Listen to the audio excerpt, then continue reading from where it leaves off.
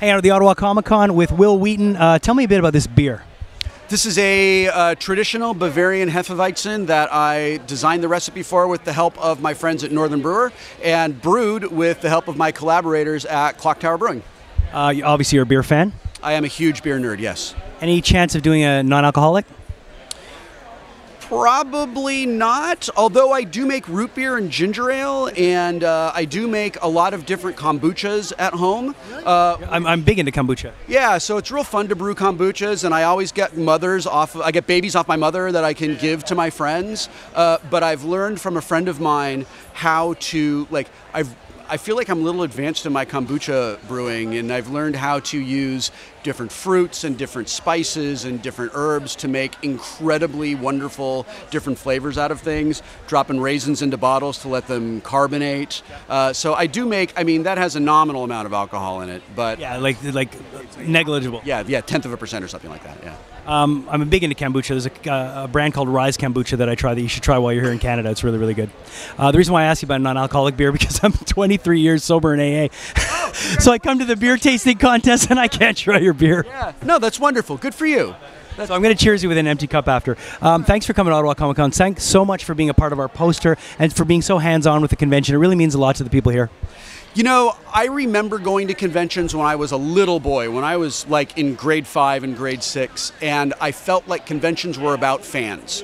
They were about us coming to celebrate a thing that we love and to get to listen to the people who create the things we love talk about those things. It was an environment where for 2 or 3 days we could just let our nerd flags fly and nobody cared and nobody judged us, and it was a wonderful, inclusive environment that was about feeling at home. And I watched over the years as they became heavily corporatized, and a couple of corporations bought up everything and figured out ways to squeeze every last penny out of a fan. And we could still see the people that we loved, and we could still meet the people that were interesting to us, but I began to feel like there was a little bit of a barrier that was coming up that didn't used to exist. And I began to feel like some of the very, very large promoters were really creating a system of haves and have-nots by selling packages to people who had more money and giving them more access, and really creating almost a class system at cons, which I think really runs counter to the entire experience we expect to have.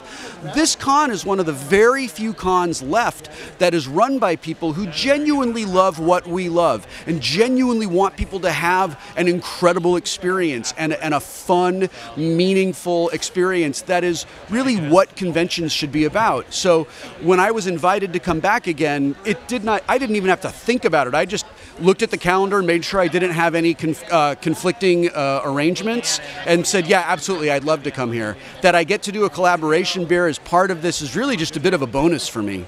I think it's awesome. I've been involved with Montreal Comic-Con since its infancy. I've been involved with Ottawa since the beginning too. And you're right. When you talk to all the guests, they all, they say the same thing. The way they're treated at this show and in the Quebec show now, you just don't get that treatment anymore. If you go to San Diego, you're just lost in a sea of corporate greed, if you will. So, well, San Diego isn't really about being a celebration and a meeting and a gathering place of fans. It's become a massive press junket. It's become a Hollywood industry trade show. And, for some people, that's not necessarily bad. Lots of great news gets broken there, and people really go all out to put on the most amazing show you can possibly see there. But I feel like that's not something I go to because I'm going to have a really fun time walking the floor, and I'm going to discover artists, and I'm going to meet interesting people. I go because it's kind of part of my work. It's work. I can go to smaller regional cons that are still huge. I can go to the Calgary Comic Con, which is over 100,000 people, but it still feels like I can make connections with people there. It's Canada. And Phoenix Comic Con and Emerald City Comic Con and smaller cons, even in Los Angeles, WonderCon, that I think they are run by people who really understand what this is, and that you can have a business that is successful without losing the soul of why people wanted to come in the first place. And it feels really good to be able to choose just the ones that I want to go to.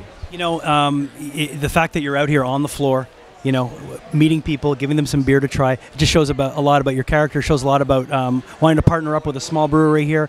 You know, you're giving back to a local company too that's going to be doing well. So it just shows that you're about the actual con itself and not just about you. So kudos to you on that. Thanks a lot. You know, when I was a little boy, we would take these road trips across America, and every town was different from every other town. And you know, every 100 miles, you'd see something real unique along the highway. And my wife and I took a road trip across America probably about 10 years ago, and everything was the same.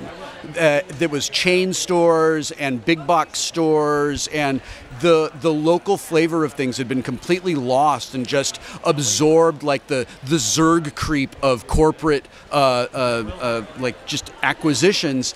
And when I travel to different cities and I have an opportunity to meet and work with and give money to and promote local independent businesses that really have a passion for what they're doing rather than being just another entry in a corporate ledger, I leap at those opportunities, because there's, you know, it's kind of a bummer to me that we're sort of globalizing in a way where local things are kind of losing their heart and losing like what makes it different to go even 5 towns over.